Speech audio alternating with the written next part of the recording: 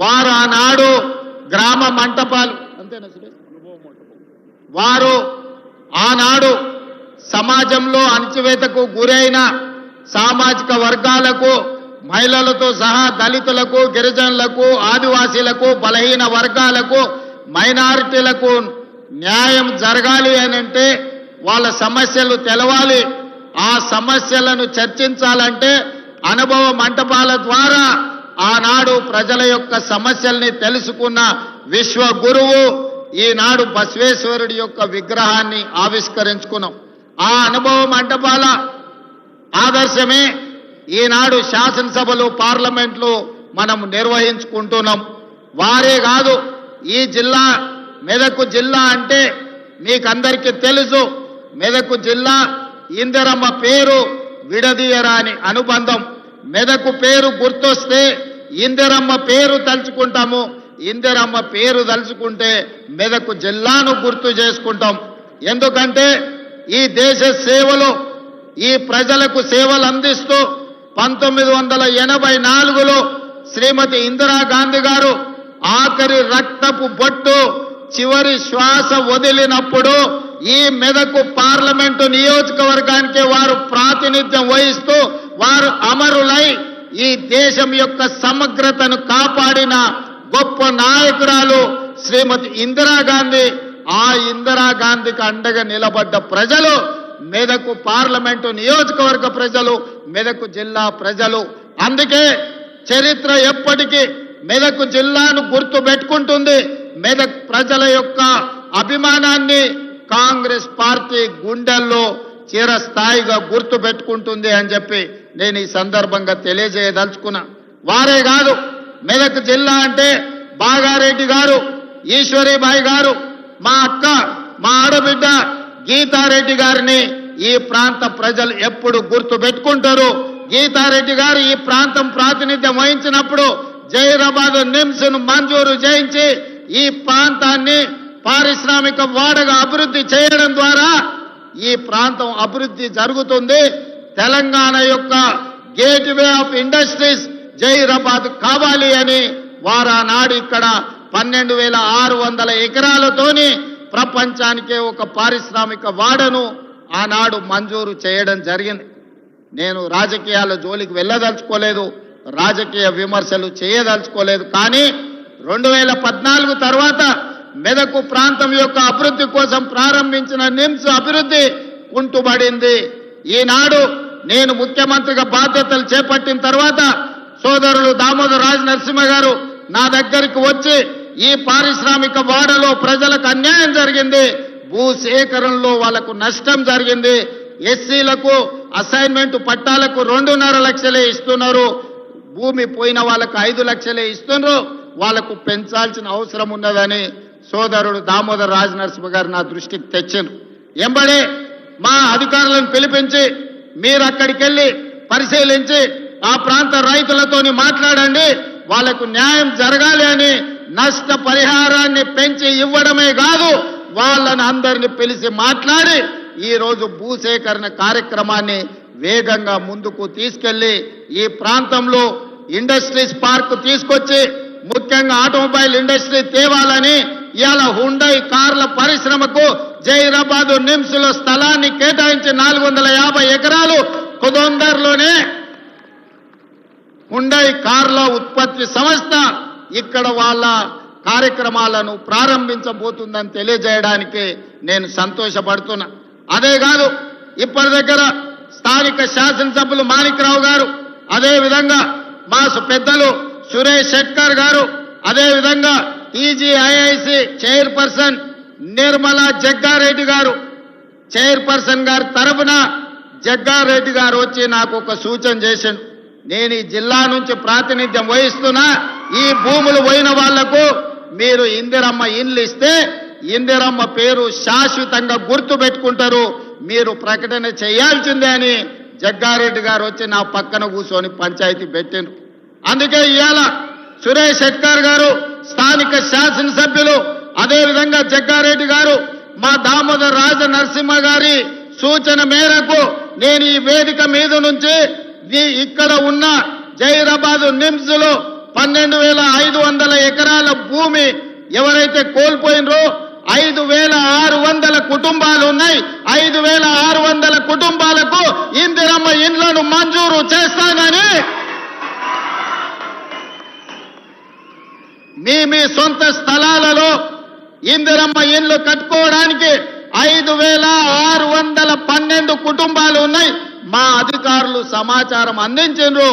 ఇంకో 100 ఎక్కువైనా కూడా పర్వాలేదు, భూమి కోల్పోయిన ప్రతి కుటుంబానికి ఇందిరమ్మ ఇండ్లు మంజూరు చేస్తామని ఈ వేదిక మీద నుంచి ఆ రైతులకు ఈ సంతోషకరమైన వార్తను చేరవేయాల్సిందిగా ఇక్కడికి వచ్చిన మిత్రులందరికీ తెలియజేస్తున్నా. ఎందుకంటే భూమి పోయిన వాళ్ళందరూ కూడా ఈ సభకు రాకపోయి ఉండొచ్చు. అందుకే స్థానిక పార్లమెంట్ సభ్యులు, స్థానిక శాసనసభ్యులు, అదే విధంగా మా జగ్గారెడ్డి గారికి ప్రత్యేకమైన బాధ్యత ఇస్తున్నా. ఈ 5,612 కుటుంబాలను అందరినీ పిలిచి జగ్గారెడ్డి గారు మంచి భోజనం పెట్టి వాళ్ళ ఇండ్ల పట్టాలు ఇప్పించే బాధ్యత మా జగ్గారెడ్డి గారి మీదనే పెడుతున్నా. వారు వచ్చి ప్రత్యేకంగా ఇక్కడ ఒక ఫంక్షన్ హాల్ తీసుకొని ఆ కుటుంబ సభ్యులందరినీ కూడా పిలిచి వాళ్ళకు ఒక భోజనం, మంచి భోజనం పెట్టి వాళ్ళందరూ కూడా ఇందిరమ్మ ఇండ్ల పట్టాలు ఇచ్చే విధంగా కార్యక్రమాన్ని చేపట్టవలసిందిగా వారికి సూచన చేస్తున్నా. అదే విధంగా కలెక్టర్ గారికి, ఇతర ఉన్నతాధికారులందరికీ కూడా ఆదేశాలు ఇస్తున్నా. భూమి కోల్పోయిన వాళ్ళందరికీ కూడా ఇందిరమ్మ ఇండ్లు మంజూరు చేయడానికి అవసరమైన కార్యాచరణను మొత్తం సిద్ధం చేయండి అని చెప్పి నేను ఈ సందర్భంగా వారికి ఆదేశాలు ఇస్తున్నా. అదేవిధంగా జహీరాబాద్ మున్సిపాలిటీకి సంబంధించి జహీరాబాద్లో జరగాల్సిన అభివృద్ధి కార్యక్రమాల గురించి సురేష్ షెట్కర్ గారు చెప్పిండ్రు, దామోదర్ రాజనరసింహ గారు చెప్పిండ్రు, అదేవిధంగా శాసనసభ్యులు చెప్పిండ్రు. తప్పకుండా దానికి సంబంధించి ఒక ప్రత్యేకమైన సమీక్ష చేసి ఏమేమి ఇవ్వగలుగుతామో మున్సిపాలిటీలో, అదే డ్రైనేజ్ వ్యవస్థ కావచ్చు, సీసీ రోడ్లు కావచ్చు, తాగునీటి సమస్య కావచ్చు, ఏమి నిధులు అవసరం అవుతాయో అధికారులందరినీ కూడా పిలిచి సమీక్ష చేసి జహీరాబాద్ నియోజకవర్గానికి అవసరమైన నిధులను మంజూరు చేయడానికి నాకు ఎలాంటి అభ్యంతరం లేదు. ఎన్నికలు వచ్చినప్పుడే రాజకీయాలు, ఎన్నికల తర్వాత అందరిని కలుపుకొని అభివృద్ధి చేయడమే నా బాధ్యత. తప్పకుండా జహీరాబాద్ నియోజకవర్గ అభివృద్ధిని నేను మీకు మంజూరు చేస్తా. మాజీ మంత్రివర్యులు చంద్రశేఖర్ గారు కూడా 4-5 సార్లు నా దగ్గరికి వచ్చి అడిగిండు, అన్నా గెలిచినా ఓడినా నాకు బాధ లేదు, ఓడిన బాధ ఉన్నా ఓట్లేసిన ప్రజలకు నేను అభివృద్ధి చేయాల్సిన అవసరం ఉంది, జహీరాబాద్కు మీరు నిధులు ఇవ్వండి అని వారు చాలా సార్లు నాకు విజ్ఞప్తి చేసిండ్రు. తప్పకుండా నిధులు మంజూరు చేస్తానని చెప్పి ఈ వేదిక మీద నుంచి వారికి నేను విజ్ఞప్తి చేస్తున్నా. అదేవిధంగా నారాయణ ఖేడ్కు సంబంధించి మిత్రుడు డాక్టర్ సంజీవరెడ్డి గారు పెద్ద చిట్టే తీసుకొచ్చిండు. వాస్తవంగా వారు మాట్లాడాల్సిన అవసరం ఉండే ఈ వేదిక మీద, కానీ నాకు రేపు ప్రధానమంత్రి గారితో నీతి ఆయోగ్ సమావేశం ఉన్నది, విమానాలు కొన్ని రద్దయితున్నాయి, నేను తొందరగా ఢిల్లీ చేరుకునేది ఉన్నది కాబట్టి వారికి మాట్లాడే అవకాశం రాలేదు. కానీ వారి విజ్ఞప్తి చేసిన టూరిజం, ఎకో టూరిజం సంబంధించి కానీ, అదేవిధంగా బసవేశ్వర సంగమేశ్వర సాగునీటి ప్రాజెక్టు విషయంలో కానీ, అదేవిధంగా వారు 150 ఎకరాల భూమిని కేటాయించడం, ఏదైనా ఇండస్ట్రీస్ మా నియోజకవర్గానికి తీసుకురావాలి అని వారు అడగడం జరిగింది. ఇదే కాకుండా చెక్ డ్యామ్ గురించి కూడా వారు నా దృష్టికి తీసుకొచ్చిండ్రు. తప్పకుండా నారాయణ ఖేడ్ శాసనసభ నియోజకవర్గానికి ఒక పక్కన సురేష్ షెట్కర్ గారు, ఇంకొక పక్కన డాక్టర్ సంజీవరెడ్డి గారు 2 కళ్ళలాగా అభివృద్ధిని చెయ్యాలనుకుంటున్నారు. వాళ్ళిద్దరూ నాకు అత్యంత ఆప్తులు. తప్పకుండా నారాయణ ఖేడ్ అభివృద్ధి కోసం ప్రత్యేకంగా ఒక సమీక్ష తీసుకొని సంజీవరెడ్డి గారు నాకు దృష్టికి తీసుకొచ్చిన నిధులను మంజూరు చేయడానికి, అనుమతులు ఇవ్వడానికి కూడా సంపూర్ణంగా ప్రయత్నం చేస్తా అని చెప్పి నేను వారికి విజ్ఞప్తి చేస్తున్నా. అదేవిధంగా దామోదర్ రాజనరసింహ గారు నా దృష్టికి తెచ్చిన 2 నేషనల్ హైవేలని, అండర్ పాస్ల గురించి 2 నేషనల్ హైవేల మీద యాక్సిడెంట్ అవ్వడం, లేకపోతే ప్రజలు చచ్చిపోవడం కూడా వారు ఇప్పుడు దృష్టికి తీసుకొచ్చారు. తప్పకుండా ఈ నేషనల్ హైవేస్ లో ఉండే అండర్ పాస్ల విషయంలో కేంద్ర ప్రభుత్వంతో మాట్లాడి నిధులు తీసుకొచ్చి తప్పకుండా ఈ ప్రాంత అభివృద్ధి కోసం నా వంతు సహకారాన్ని మీకు అందిస్తానని చెప్పి నేను విజ్ఞప్తి చేస్తున్నా. అదేవిధంగా లక్ష్మీకాంతరావు గారి వేదిక మీద ఉన్నారు, మదన్ మోహన్ రావు గారు ఉన్నారు, అంజిరెడ్డి గారు కూడా కొన్ని విషయాలను నాకు రిప్రజెంట్ చేసిన ఎమ్మెల్సీ గారు, వారు నూతనంగా ఎన్నికైనరు, వారికి కూడా ప్రజలకు చెయ్యాలన్న తాపత్రయం, చాలా సంవత్సరాలు వారు ప్రజా జీవితంలో ఉన్నారు, వారికి ఇప్పుడు శాసన మండలి సభ్యుడిగా అవకాశం వచ్చింది. తన వంతు అభివృద్ధి కార్యక్రమాలలో భాగస్వామి కావాలి అని వారు విజ్ఞప్తులు ఇచ్చిండ్రు. తప్పకుండా వాటిని కూడా పరిశీలించి అవసరమైన నిధులను మంజూరు చేయడానికి నేను ప్రయత్నం చేస్తాను. అదేవిధంగా ఈ మెదక్ జిల్లాలో ఈ రోజు పటాన్చెరు పారిశ్రామిక ప్రాంతం ఒక మినీ ఇండియా లాంటిది. ఆ మినీ ఇండియాను ఆనాడు ఇందిరమ్మ మంజూరు చేయబట్టి దేశం నలుమూలలో ఉన్న కార్మికులు ఎవరైనా ఏ ప్రాంతం వారైనా కడుపు చేత పట్టుకొని పటాన్చెరు ప్రాంతంలో వస్తే బ్రతకడానికి అవకాశాన్ని కల్పించి మీరు ఆదరించిండ్రు. ఒక మినీ ఇండియాకు ఈ మెదక్ ప్రాంతమే ప్రాతినిధ్యం వహిస్తుందన్న సంగతి ఈ సందర్భంగా మనం గుర్తు చేసుకోవాలి. ఈ రోజు ఈ మెదక్ జిల్లాలో బిహెచ్ఎల్ కావచ్చు, బీడీఎల్ కావచ్చు, ఇక్రిసాట్ కావచ్చు, ఈనాడు మనం అభివృద్ధి చేసుకుంటున్న నిమ్స్ కావచ్చు, ఇవన్నీ కూడా కాంగ్రెస్ పార్టీ అధికారంలో ఉన్నప్పుడు ఇందిరమ్మ ప్రధానమంత్రిగా ఉన్నప్పుడు జరిగిన అభివృద్ధి కార్యక్రమాలే. భవిష్యత్తులో కూడా ఈ అభివృద్ధి కార్యక్రమాలను ముందుకు తీసుకెళ్లే బాధ్యత మా ప్రభుత్వం తీసుకుంటుంది. ఈ మెదక్ జిల్లా ప్రాంతంలో అవసరమైన సాగునీరు గాని, తాగునీరు గాని, పరిశ్రమల యొక్క అభివృద్ధి గాని, పారిశ్రామిక వాడల కోసం కేటాయించే నిధులు గాని తప్పకుండా మేము మంజూరు చేస్తాం. అదేవిధంగా వెనకాల నుంచి జగ్గన్న చిట్టి అందిస్తూనే ఉన్నాడు. దామన్న చెప్పనే చెప్పిండు, జగ్గన్న చిట్టి ఇస్తూనే ఉన్నాడు. సింగూరు ఒక మంచి పర్యాటక ప్రాంతం.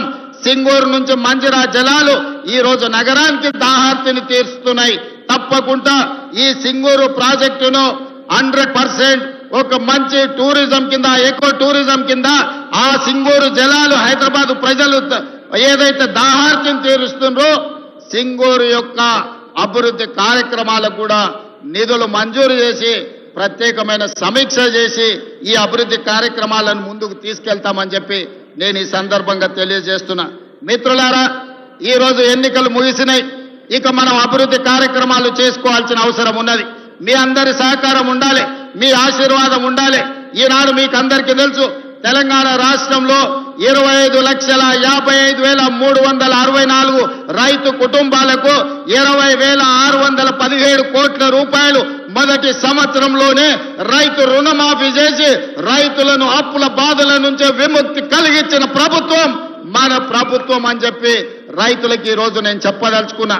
ఇదే కాదు, రైతుకు 24 గంటలు ఉచిత విద్యుత్ ఇవ్వడమే కాదు, రైతు భరోసా పథకాన్ని కూడా 10,000 సంవత్సరానికి ఎకరాకుంటే 12,000కు పెంచి రైతు భరోసా పథకాన్ని కూడా ఈ రోజు ప్రజలకు అందుబాటులో తెచ్చినాం. భూమి ఉన్న వాళ్ళకే కాదు, భూమి లేని నిరుపేదలకు కూడా మీకు ఉపాధి హామీ పథకం కార్డు ఉంటే ప్రతి కుటుంబానికి 12,000 రూపాయలు ఇవ్వాలి అని ఈనాడు మన ప్రభుత్వం నిర్ణయం తీసుకున్నది. రైతు లేని పేదలను కూడా ఇవాళ మన ప్రభుత్వం ఆదుకునే ప్రయత్నం చేస్తుంది. ఇదే కాదు, ఒకనాడు మీకు తెలుసు, ఒరేసుకుంటే ఉరేసుకున్నట్టే ఆనాటి నాయకుడు, ఆనాటి ముఖ్యమంత్రి అన్నాడు. ఈనాడు మీ సోదరుడుగా రైతులకు అండగా నిలబడాలని మీరు వరి బండిస్తే చివరి గింజ వరకు కొనడమే కాదు, కనీస మద్దతు ధరతో పాటు సన్న బియ్యానికి 500 రూపాయల బోనస్ ఇవ్వాలని ఇవాళ రైతులకు బోనస్ ఇచ్చి ఆత్మగౌరవంతో బ్రతికే విధంగా ఈ రోజు మన ప్రభుత్వం చర్యలు చేపట్టింది. రైతులకు ఒక్క పక్కన మహిళలు ఇప్పటి దగ్గర మా ఆడబిడ్డలతో చాలాసేపు మాట్లాడినా. ఇవాళ మా ఆడబిడ్డలకు రాష్ట్రంలో ఎక్కడికి వెళ్ళాలన్నా, ఒకనాడు అమ్మగారి ఇంటికి వెళ్ళాలన్నా, అమ్మోరిని దర్శించుకోవాలన్నా ఇంటి ఆయనను బస్సు కిరాయి పైసలు అడిగే పరిస్థితి. మరి ఇవాళ ఆ పక్కన మా అక్కలు చాలా మంది వచ్చారు, వేలాది మంది వచ్చారు.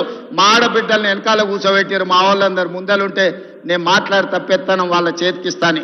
మా అక్కలు ఏడున్నా మా అక్కల ఆశీర్వాదంతో ఇవాళ మా ఆడబిడ్డలను అడుగుతున్నా, ఆర్టీసీ బస్సులు రాష్ట్రంలో అమ్మగారింటికి వెళ్ళాలన్నా, అమ్మోరిని దర్శించుకోవాలన్నా, మీరు భద్రాచలం రాముల వారి దగ్గరకు పోయినా, యాదగిరిగుట్ట లక్ష్మీ నరసింహస్వామి దగ్గరకు పోయినా బస్సులో ఇవాళ మా ఆడబిడ్డలు ఉచిత ప్రయాణం చేస్తున్నారు.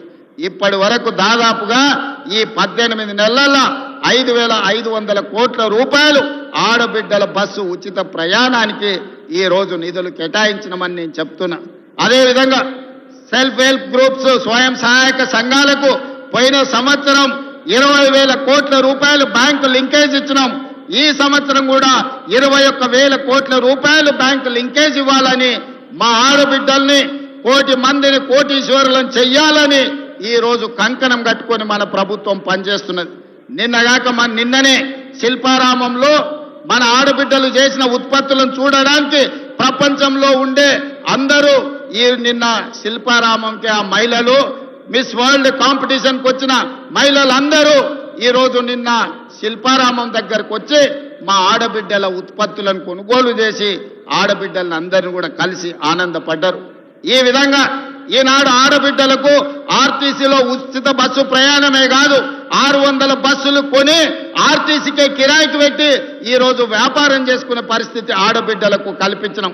1000 మెగావాట్ల సోలార్ విద్యుత్ ఉత్పత్తి చేసే ఒప్పందాలు విద్యుత్ శాఖతోని చేపించి అదాని అంబానీలతోని ఆడబిడ్డలు పోటీపడి వ్యాపారం చేసేటట్లు ఈ రోజు ఆడబిడ్డలకు అవకాశం ఇచ్చినాం. ఈ రోజు అమ్మ ఆదర్శ పాఠశాల పేరు మీద గ్రామీణ ప్రాంతాలలో ఉన్న పాఠశాలలన్నీ కూడా ఆడబిడ్డలే ఈ రోజు వాటిని నడిపించే విధంగా ఆడబిడ్డలకే పాఠశాలల పెత్తనం ఇచ్చినాం. ఇప్పుడు నిత్యావసర వస్తువులు కూడా సరఫరా చేసేది ఆడబిడ్డలకే అందియబోతున్నాం. మా ప్రభుత్వంలో ఇందిరమ్మను ఆదర్శంగా తీసుకొని సోనియమ్మ నాయకత్వంలో ఆడబిడ్డను ఆర్థికంగా నిలబెట్టాలి.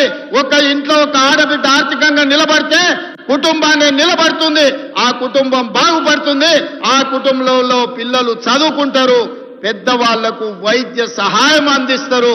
ఆ కుటుంబ ఆత్మ గౌరవాన్ని నిలబెట్టాలంటే ఆడబిడ్డలు ఆర్థికంగా నిలదొక్కుకోవాలి. అందుకే ఇవాళ తెలంగాణ రాష్ట్ర ప్రభుత్వం మీ సోదరుడు మీ రేవంత్ అన్న ఆడబిడ్డలకు మాట ఇస్తున్నాడు. 5 ఏళ్ల లోపల ఆడబిడ్డలను 1 కోటి మందిని కోటీశ్వరులను చేసే విధంగా ఇవాళ వ్యాపారాలలో రాణించే విధంగా ఇంతకుముందే పెట్రోల్ బంకులు కూడా స్వయం సహాయక సంఘాలు నడుపుకునే విధంగా ఈరోజు మనం ప్రారంభించినాం. అంటే ఆడబిడ్డల్ని వ్యాపారంలో రాణించే విధంగా సహకరించాలని ఇవాళ మన వంతు ప్రయత్నం చేస్తున్నాం. అందుకే ఆడబిడ్డల్ని ఈ రోజు ఆదర్శవంతంగా తీర్చిదిద్దే కార్యక్రమంలో ఉన్నాం. అదే విధంగా యువత ఒకనాడు తెలంగాణ ఉద్యమంలో ముందు భాగాన నిలబడి వేలాది లక్షలాది మంది నిరుద్యోగ యువకులు ఉద్యమ బాట పట్టి ఆనాడు తెలంగాణ ఉద్యమాన్ని ఉవ్వెత్తున లేపి తెలంగాణ రాష్ట్రాన్ని సాధించి 1200 మంది బిడ్డల ఆత్మ అమర వీరులైతే వాళ్ళకు ఉద్యోగాలు వస్తాయని ఆశించారు. కానీ 10 సంవత్సరాలు నిరుద్యోగ యువకులకు ఉద్యోగాలు రాలేదు. కానీ ఉద్యమంలో ముందల నిలబడ్డానని చెప్పిన ఆయన ఇంటి నిండా ఉద్యోగాలు వచ్చినాయి. నేను వాళ్ళని విమర్శించదలుచుకోలేదు, ఎందుకంటే ప్రజలు యువకులు వాళ్ళకి చెప్పాల్సిన గుణపాఠం చెప్పిండ్రు. కానీ మీ సోదరుడు తెలంగాణ రాష్ట్ర ముఖ్యమంత్రిగా బాధ్యతలు చేపట్టిన తర్వాత మొదటి సంవత్సరంలోనే 60,000 ప్రభుత్వ ఉద్యోగాలు ఇవ్వడమే కాదు, ప్రైవేటులో 1,00,000 ఉద్యోగాలు ఇచ్చి 1,60,000 ఉద్యోగాలు నిరుద్యోగ యువకులకు అందించి మీ సోదరుడు తన విశ్వాసాన్ని తన యొక్క నమ్మకాన్ని మీ దగ్గర నిరూపించుకునే ప్రయత్నం చేస్తున్నాడు. ఈ 15 నెలల్లో దాదాపుగా 3 లక్షల కోట్ల రూపాయలు విదేశీ పెట్టుబడులను తీసుకొచ్చి పారిశ్రామికంగా అభివృద్ధి చేయాలనే ప్రయత్నం చేస్తున్నాం. వీటన్నిటి కూడా మీ అండ ఉండాలి, మీ ఆశీర్వాదం ఉండాలి. ఇవాళ ఒక పక్కన మహిళల్ని, రెండో పక్కన రైతులను, మూడో పక్కన నిరుద్యోగ యువకులను, విద్యార్థులను ఆదుకోవాలంటే ఈ ప్రభుత్వానికి మీరు నిండు మనసుతోనే ఆశీర్వాదం అందించాలి. అప్పుడే ఈ కార్యక్రమాలను ముందుకు తీసుకువెళ్ళగలుగుతాం. మీ అందరు అండగా నిలబడండి. ఈ ప్రాంతాన్ని అభివృద్ధి చేసే బాధ్యత నేను తీసుకుంటాను. నేను మళ్ళొక్కసారి చెప్తున్న, ఎన్నికలు వచ్చినప్పుడే రాజకీయాలు, ఎన్నికల తర్వాత అభివృద్ధి చేయడమే నా లక్ష్యం. కేంద్ర ప్రభుత్వ సహకారం తీసుకుంటాం. నరేంద్ర మోడీ గారు ఒక్కసారి కాదు 50 సార్లైనా కలుస్తాం. మనకు రావాల్సిన నిధులు తెచ్చుకుంటాం, తీసుకోవాల్సిన అనుమతులు తీసుకొస్తాం.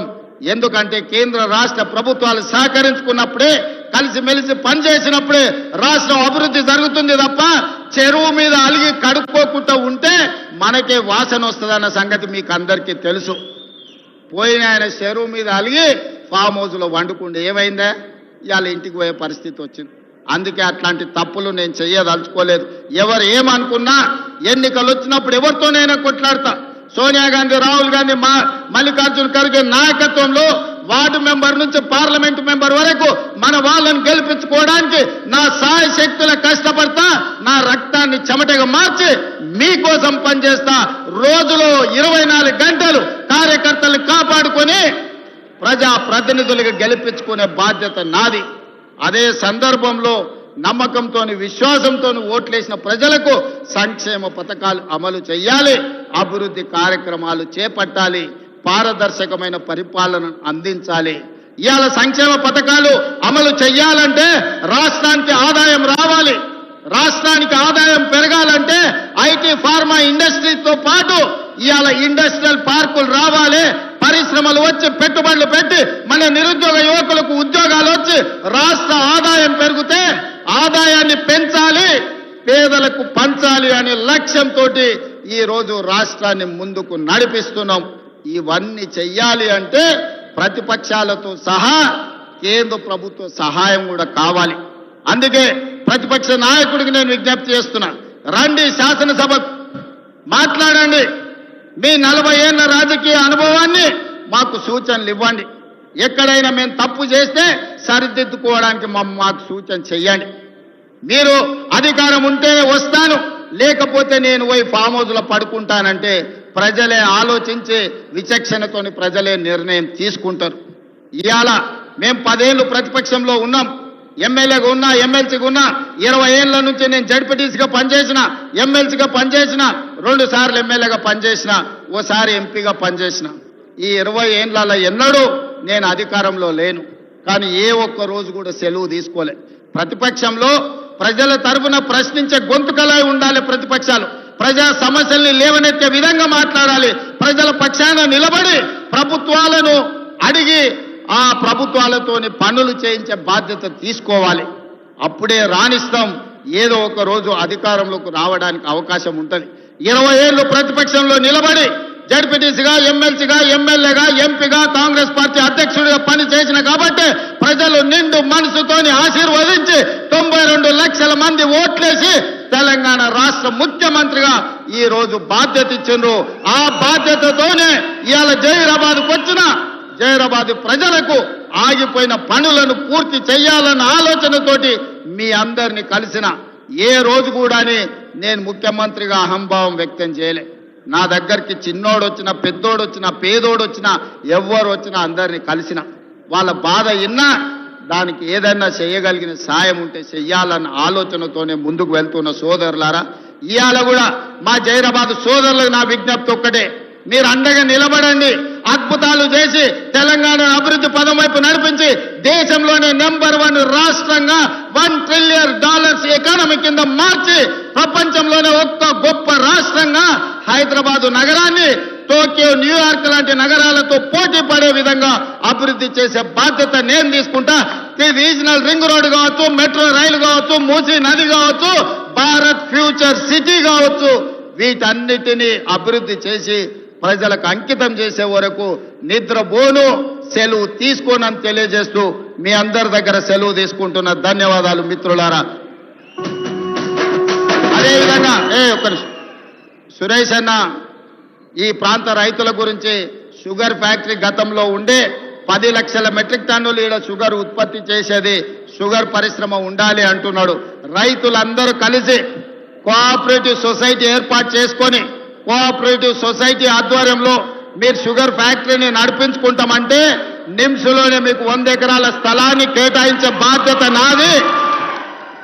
కేంద్ర ప్రభుత్వం నుంచి నిధులను తెలంగాణ రాష్ట్ర ప్రభుత్వం కూడా అవసరమైన నిధులను ఇచ్చే బాధ్యత నాది.